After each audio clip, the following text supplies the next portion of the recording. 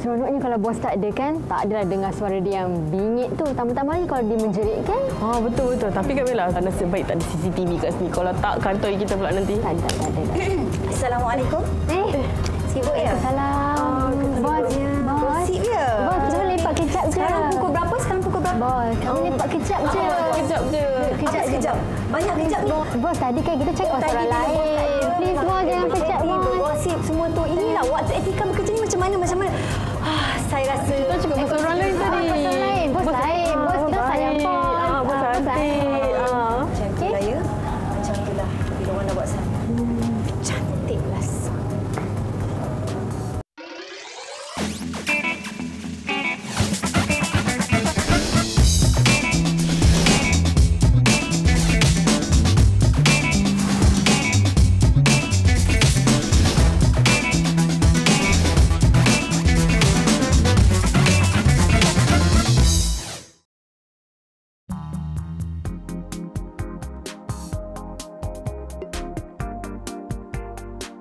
Assalamualaikum, bertemu lagi dalam Sis Semangat Intelek Swadaya bersama saya Sis Bella Yunus. Assalamualaikum kepada semua penonton saya Heliza Helmi. Apa khabar semua? Diharapkan anda semua ceria-ceria dan gembira selalu.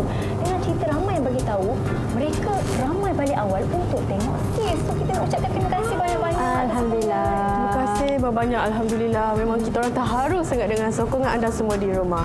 Jadi, teruskan bersama kami selama setengah jam untuk kita kupaskan isu-isu yang menarik pada kali ini. Betul tu. Tapi kan, Lady Boss, memang Mela rasa ramai yang orang menganggap wanita sebagai Lady Boss ni cengeng, kuat marah, garang, cerewet, semuanya bersaksi negatif je. Mentang-mentang kita ni wanita kan. Bella. Tak mau cakap macam tu. Kita tak mau cakap negatif sebab ini boleh melemahkan kredibiliti #LadyBoss. Dia hashtag tu. Sebab Masya Allah, wanita ni seorang yang hebat, yang kuat, yang bijak. Kalau tak mana mungkin seorang wanita tu boleh melahirkan anak, boleh jaga anak, boleh belajar dalam masa yang sama, boleh bekerja. Orang kata multitasking lah wanita ini. Sebab itu, lebih daripada 60% sektor pekerjaan dimonopoli oleh wanita. Dan bos pun wanita juga. Betul tu. Sekarang ni kita tengok macam banyak perempuan wanita yang sudah belajar tinggi-tinggi tapi tak kerja pula jadi suri rumah. Bukan Syah nak mengecilkan sesiapa sebenarnya, tapi bagi Syah sekarang ni suri rumah pun memang superwoman lah sekarang kan. Mereka boleh buat macam-macam. Jadi kita kenalah berfikiran positif dan beri sokongan kepada wanita-wanita berkerjaya ni semua. Tapi kan, Bila memang kagum tahu dengan wanita yang bergelar Lady Boss ni. Ini yang menunjukkan mereka ni bijak, berwawasan dan ialah pandai cari duit. Sekarang ni pun dunia dah mengiktiraf golongan wanita yang bergelar Lady Boss ni. Dan Bila rasa kebanyakan pemimpin-pemimpin pun datangnya daripada golongan kita juga. Macam memang rasa bangga lah kan. Sebelum ni kebanyakannya daripada golongan lelaki. Bila tengok dulu pemimpin kiranya Perdana Menteri UK, Margaret Thatcher, dia ni kan memang banyak kejayaan yang dia telah lakukan. Dia telah mengubah seluruh kiranya sistem politik di UK. Dan dia juga banyak menolong orang-orang susah dan beri bantuan untuk membeli rumah dan sebagainya lah. Dan sebenarnya nak jadi berjaya ni, kita perlu usaha bersungguh-sungguh kan. Yang penting kita kena yakin dengan diri sendiri. Masya Allah, hebat pemimpin tadi. Pastinya kejayaan dia memberikan banyak inspirasi kepada orang di luar sana. Kalau kita tengok zaman sekarang ini, banyak kejayaan yang telah dibuat oleh wanita. Dan bila sebut pasal kejayaan ini, kejayaan pasti tidak datang bergolek. Bayangkan Syah Bella, apa tu yang bergolek tu? Itu kejayaan tak ada kan? Mesti usaha kan? Mesti usaha. Kita kena doa, ikhtiar, tawakal, sokongan daripada keluarga dan juga rakan-rakan penyumbang terbesar dengan untuk memberikan Lady Boss itu kejayaan dan juga semangat dengan izin Allah, insya-Allah. Ada orang tu macam cakap pasal diri sendiri je. Tak ada. Tapi itulah macam dalam industri hiburan pun memang ada beberapa ikon yang memang Syah memang kagum sangat. Siapa tu Syah? Oprah Winfrey. Dia adalah penulis, penerbit rancangan dan rancangan dia memang dah 25 tahun tau. Betul. Lepas tu ada Syah suka dalam industri fashion, ada ketua editor majalah Vogue. Dia nama dia Anna Wintour. Jugalah dia tu. Sangat Vogue. Dan dia telah memegang jawatan tersebut daripada tahun 1988 tau. Sama tahun Syah lahir. Jadi bagi Syah rasa dalam pelbagai industri pun boleh kalau wanita ni nak berjaya. Tapi kan apa kurangnya kalau dengan pemilik-pemilik di negara Malaysia sendiri. Dan kebanyakannya daripada golongan wanita juga. Memang Bella kagum lah, antaranya pemilik mimpi kita. show Barbie Snow, semuanya daripada golongan wanita. Oh, yang tu Elisa kagum sangat. Ya, betul. Ada seorang lagi yang Elisa kagum. Rasa korang pun mesti kenal punya. Siapa? Owner ataupun tokoh kedai Sugar Scarf. Okey. Ika Sulaiman. Ya Allah, kejayaan dibuatkan. So, kalau anda nak tahu apa rahsia kejayaan Ika Sulaiman ni, kita saksikan di sini. Silakan Ika Sulaiman. Jika dahulu tidak ramai mengenali nama Sugar Scarf yang merupakan kedai dalam talian yang menjual pelbagai jenis tudung dan selendang, kini ia mempunyai kelompok peminat tersendiri. Sebut saja Sugar Scarf, pasti ramai yang mengenali jenama ini. Malahan ramai yang mengunjungi laman Sugar Scarf di setiap minggu untuk melihat koleksi terbaru. Sebelum Sugar Scarf, Ika banyak juga buat jualan online, tapi bukan tudung lah. Mula-mula Ika buat kasut, pre-order kasut, Ika buat baju, Ika buat aksesoris wanita. Bila Ika jual tudung, permintaan tu macam banyak lah sebab masa tu tak ramai yang jual tudung lagi. Masa tu Ika modal kecil lah kan sebab kita baru student. Satu hari macam boleh jual 40 helai. Tu Ika nampak benda ni boleh berjaya. Mula Ika guna nama Colour Scarf, tapi benda tu terlalu direct. Macam colour scarf kan. So Ika cari nama yang catchy sikit lah. Ika mainkan dengan colour warna kan. So that's why Sugar Scarf. Ika yang memulakan perniagaan tersebut bersama rakan kongsinya tekad mengambil risiko membuka butik tanpa sebarang pinjaman pihak bank. Berteraskan pemilihan fabrik berkualiti, ianya fokus utama bagi setiap penghasilan produk. Macam kalau persaingan tu benda biasalah. Semua orang pun akan hadapi benda yang sama. Tapi kalau nak ikutkan dalam membangunkan Sugar Scarf ni banyak benda lah.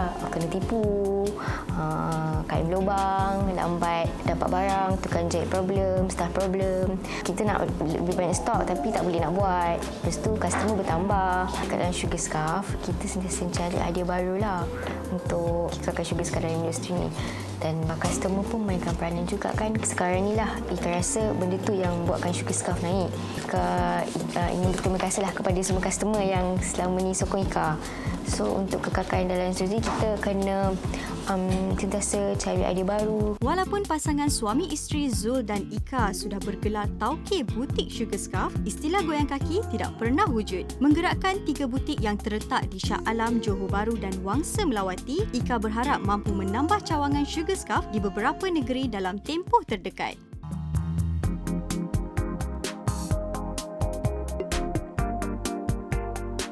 Syah, Eliza, tahu tak? Nanti kan kalau Bella kaya, Bella nak buka 10 outlet brand Bella sendiri, label Bella sendiri. Wah, Kita Bella jual lah apa yang Bella suka. tinggi betul lah angan Bella ni. Tapi apa-apa pun saya doakan semuanya berjaya. Nanti kan bila dah kaya nanti janganlah buat-buat lupa kawan. Kita tahu je nak cakap kan? apa. Nanti kita tunggu dia tak kenal pula. Angan-angan Bella ni tinggi, tapi insya-Allah Bella takkan lupa, takkan lupa. Amin pula takkan lupa ya. Tapi kan kita ni sibuk bincangkan bagaimana cara untuk berjaya kan. Tahu tak, kita kena ada strategi tau. Biasa pertama sekali kita kena fikir bagaimana nak membuka perniagaan. Kita kena tentukan skop perniagaan kita. Bila naklah jadi macam Kim Riley Simmons, Kim Kardashian, semuanya berjaya kan. Ada rancangan sendiri, ada brand sendiri. InsyaAllah. Boleh. Bila tengok Bella berimpian berangan-angan kita pula rasa macam nak jadi lady boss juga kan. Masya Allah. Tapi bila kita nak buka perniagaan ni, nak 10 outlet, 20 outlet, 1000 outlet, tidak ada masalah. Tapi yang pentingnya kita mesti setkan matlamat yang jelas. Maksudnya adalah kita kena pasti apa masalah orang di sekeliling kita yang cuba kita nak selesaikan. Dan daripada itu, kita boleh jadikan ia sebagai satu bisnes kita. Yang kedua pula, kita kena buat satu produk yang unik lain daripada yang lain. So, kurang persaingan. Yang ketiga pula, bila kita dah ada perniagaan, contohnya contoh dah ada 10 outlet kan. Oh, dah gempak dah, fizikal, butik tu dah ada. Kita kembangkan ataupun tambah nilai perkhidmatan pula. Okey, macam mana tu? Online ke. Kalau sebelum tak buat online, buat online. Kalau sebelum ni tak buka pun, buka pun. Dan yang keempat, bila dah tambah nilai perkhidmatan, kita kembangkan lagi bisnes kita dalam bentuk bernetworking. Tajuk dia. Bernetworking maksudnya kita berkolaborasi dengan orang lain pula untuk kembangkan lagi bisnes kita. Wallahualam. banyak betul input Syah dapat hari ni daripada Heliza dengan Bella. Lost juga Syah tadi. Tapi yang penting Syah tahu. Kita kena daftarkan perniagaan kan? Itu penting. Yang paling penting sekali. Jadi macam Syah ada seorang ni lah kan, ikon ni. Dia sebelum ni dia fashion designer. Tapi sekarang dia dah mengorak langkah yang lebih jauh dalam dunia perniagaan, iaitu Modvier. Jom kita bersama Sarah Shahno. Sarah Shahno. Sebanyak 30 jenama fashion trendy daripada koleksi tudung, pakaian dan aksesori terkini bernaung di bawah Modvier, gedung membeli belah muslimah yang sangat popular terletak di Bangsa. Basically, I suka shopping dekat Section 7 tu. I suka pergi all my friends punya butik. So I was thinking lama-lama kan, why not I just gabungkan all my friends, all these brands, these really good brands under one roof. Bukan I seorang je yang suka shopping kat all these brands. I tahu memang berjuta-juta followers diorang. That is when I had the idea nak buka Modvier lah. Maksud Modvier tu, mod tu maksud dia fashion. So I singkatkan dia jadi mod. Vier tu dalam bahasa Jerman ni it means a challenger. Kiranya macam Modvier ni dia pencabar fashion lah. So when you come here, it's like everybody who really do their best untuk fashion. Most of them memang kawan rapat saya sendiri. So memang kita dah tahu apa design yang memang diorang buat, apa dia punya specialty semua. Tapi my most important point is memang semua brand yang ada kat dalam Modvier ni dia buat produk diorang sendiri. Terletak di lokasi yang strategik dan menempatkan pereka fashion tempatan, pada bulan pertama pembukaan Modvier Bangsa, Sarah berjaya mengaut keuntungan hampir RM500,000. Idola saya memang saya always tanya pendapat from all these brand owners. I think I learn from them. So from them tu memang ilmu yang diorang dapat tu I think memang sangat bermakna for me. Sebagai sebuah gedung fashion yang menjadi tumpuan ramai, Sarah pasti tidak lepas dari mengharungi cabaran.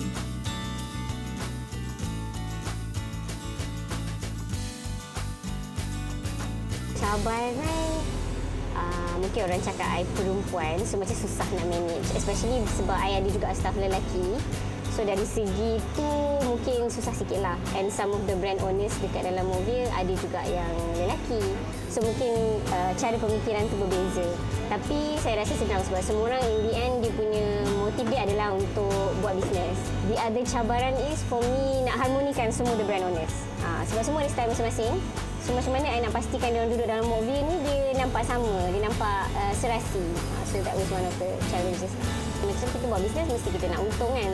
Tapi for me untung tu dia kena ethical lah, cara yang betul. So macam contohnya macam saya buka Modvier, of course for me the income comes from the rental and also from commissions. But it doesn't stop there. So maksudnya on a daily basis, me and my team kita cuba untuk pastikan semua brand-brand owner yang ada dalam Modvier ni dia memang capai sales target dia yang tertentu. So kita akan buat macam-macam lah. We do a lot of promotions, we do a lot of pairings. Macam kita gabungkan dresses seorang ni dengan tudung ni. So people will know macam bila dia datang kat sini. So kalau dia beli item from brand ni, dia nak match dengan brand yang mana. So we try to do that for everybody. Kejayaan yang dicapai Modvier memberi inspirasi untuk Sarah membuka outlet kedua Modvier di satu lagi lokasi strategik. Bila agaknya tu? Memang saya plan nak buka Modvier dekat banyak lagi tempat dekat dalam Malaysia dan juga di luar negara. So memang it's in the plannings. Cuma itulah saya memang kalau boleh saya nak buka a bigger one with more new brands yang ada kat dalam Modvier. Ibu kepada seorang anak lelaki ini sememangnya seorang wanita yang gigih.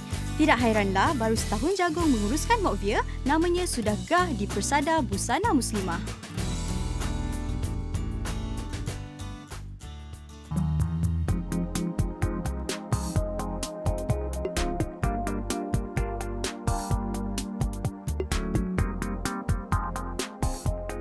Kembali lagi bersama Sis Semangat Intelek Swadaya bersama saya Sis Bella Yunus, Syah dan Heliza. Wah, kita masih lagi semangat untuk meneruskan cita-cita kami ni untuk menjadi Lady Boss. Bila Lady Boss ni kita boleh pergi meeting. Esok meeting kat Turki, lusa meeting kat Spanyol, lepas pergi Perancis, pergi Turki. Oh, banyaknya bestnya. Lepas meeting boleh jalan-jalan, boleh makan-makan macam kat belakang ni. Mesti Heliza tak dapat dipisahkan. seronok Main betul tau. dia bila cakap pasal makan kan. Selain suka makan, suka berjalan juga pula tu. Tapi kan nak tahu kalau nak jadi ahli perniagaan berjaya ni kan, lady boss ni, ada banyak tau kriteria yang kita perlukan. Oh ya ke, kalau nak jadi lady boss pun kena ada kriteria juga? Kena. Dia lagi kan kalau ada duit boleh jadi bos. Kena share lah yang kita orang kan. Okey, yang pertama sekali yang saya tahu, kalau nak jadi lady boss ni dia kena mempunyai ciri-ciri kepimpinan yang sangat tinggi tau. Dia kena bijak menyelesaikan masalah dan juga boleh bekerja dalam kumpulan. Yang kedua pula, dia kenalah menghormati pekerja-pekerja dia.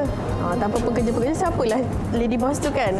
Dan yang ketiga adalah sering menghargai pekerja-pekerja dan staf bawahan dia atas kerja-kerja yang mereka lakukan yang baik, yang bagus. Kadang-kadang sekali-sekala tu bagilah pujian ke hadiah ke kan. Kita mesti suka kan kalau seorang bekerja. Hadiah Itulah, siapa tak suka?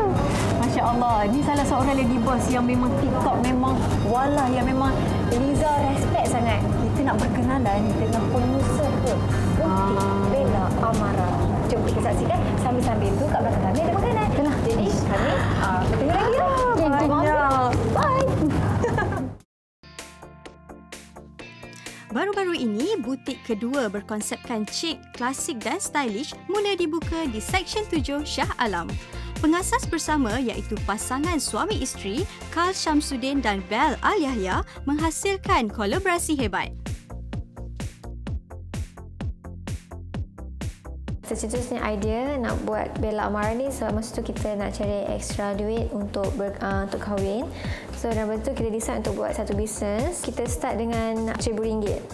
RM1,000 je modal pada mulanya. Masa tu Bella Amara start dengan Telekom Warna. Di Malaysia mungkin belum, tapi mungkin di Indonesia sudah ada. Di Malaysia mungkin belum lagi. Orang kata ada orang jual telekom yang berkala ni lah dengan lace, ada border lace dan kat bawah. So kita antara yang terawal lah. So dari situ mendapat sambutan yang agak mengalakkan. Inovasi idea hebat yang dihasilkan dalam pengubahsuaian rekaan jubah menjulang nama butik Bella Amara sebaris dengan rekaan pereka fashion ternama di Malaysia. Sebenarnya saya bekerja, so saya ada bos saya dulu. So memang kalau dulu waktu kita bekerja dengan orang, kita ada bos, perasaan dia tak sama. Dulu kita tak pernah fikir, kita fikir untuk kita je lah. Kita tak pernah fikir untuk bos ke, kita tak pernah fikir untuk orang lain. Tapi jadi bos, untuk orang kata kalau kita yang ada staff bawah kita tak boleh. Kita sentiasa kena fikir orang, maksudnya kita kena fikir pasal staff, okey ke tak. Kita fikir kebajikan staff, okey ke tak. Kita pun, orang kata macam, kita nak orang pun happy kerja dengan kita. Sebab tanpa staff, kita tak boleh nak menjalankan bisnes, betul tak? Sebab kita takkan nak boleh buat seorang. Kalau dari segi production, kita akan ada masalah yang sering kita hadapi, macam ada delay sedikit masa. Maksudnya dari segi jahitan, tailor, sebab bila kita deal dengan mass production, benda tu adalah normal. Bella Amara mengeluarkan koleksi jubah yang sungguh menawan. Ia disempurnakan lagi dengan material bermotifkan ombre yang diselitkan dengan embellishment yang minimal. Sekarang ni memang semua saya maklum memang terlalu banyak butik-butik muslimah kan. Masing-masing mempunyai keunikan sendiri. Masing-masing ada diorang punya konsep sendiri, masing-masing ada orang kata apa yang diorang nak bawa. So untuk Bella Amara sendiri, kita punya konsep, kita memang memenuhi syarat compliance lah. Kita memang buat pakaian yang mana perempuan yang bertudung, menutup aurat, mereka masih boleh bergaya dengan pakaian cantik. Sekarang ni memang kebanyakan customer kita boleh pakai jubah untuk pergi kerja, untuk daily wear. So benda tu jadi bukan benda asing lagi untuk orang pakai jubah. So benda tu lah yang kita nak terapkan untuk kita punya customer lah, yang mana diorang seronok pakai jubah, seronok pakai pakaian yang orang kata betul-betul sesuai untuk diorang yang menutup auratnya. Bijak mencari peluang dan ruang untuk mengembangkan perniagaannya, jenama Bella Amara turut menjalinkan kolaborasi bersama pelakon dan pengacara Nilofa dan aktris Liana Jasmi.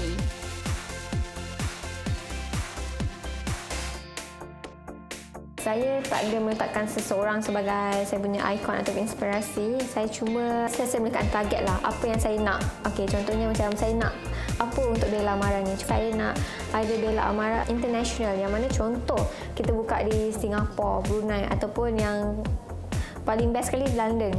Kita letak target macam tu. InsyaAllah kita akan pergi ke arah tu. Itu yang kata inspirasi saya. Saya nak apa yang untuk brand saya.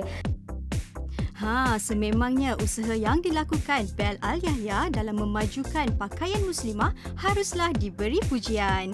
Ianya membantu wanita negara Asia yang bertubuh kecil untuk menyarungkan jubah dengan selesa.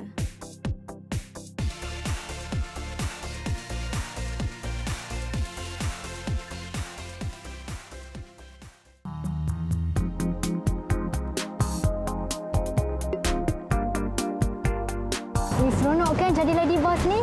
Bagi rakan-rakan sis di luar sana yang ingin jadi lady boss ni, buka minda anda cari sesuatu bidang baru, kenali X Factor dan yang paling penting, kenalah simpan duit. Bila cukup duit, cukup ilmu di dada, bolehlah menguruskan perniagaan sendiri, insya-Allah. InsyaAllah. Apabila Bella berkata-kata, kita pun naik semangat nak jadi lady boss juga. Jadi anda di luar sana doa-doakan kita semua mampu menjadi lady boss yang berjaya dunia akhirat, insya-Allah. InsyaAllah. Masin tau. Banyak makan garam Heliza ni. Tak adalah. Dan Alhamdulillah kita pun dah bersiaran selama setengah jam berkenaan dengan topik Lady Boss. Mungkin anda di luar sana yang terkesima, yang kagum melihat wanita yang bukan saja cantik, muda dan juga berjaya, insya-Allah anda juga mampu menjadi seperti mereka. Dan jangan lupa untuk teruskan tanam impian anda dan cari saluran yang betul dalam menimba ilmu dalam bidang perniagaan. Macam Heliza kata tadi, kita kena kembangkan networking, berkolaborasi dan sentiasa proaktif. Jadi barulah jadi lady boss yang berjaya kan? Ya, betul tu.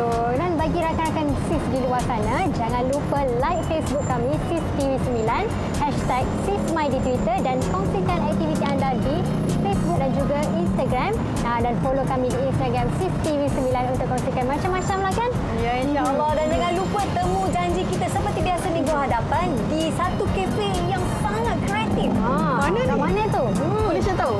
Boleh tu kita bagi tahu dulu. Rasanya belum lagi. Belum Sebab lagi? dia berkenaan kreatif, tajuk pun kreatif, dunia kreatif. Jadi nak tahu apa kreatif tu, anda kena duduk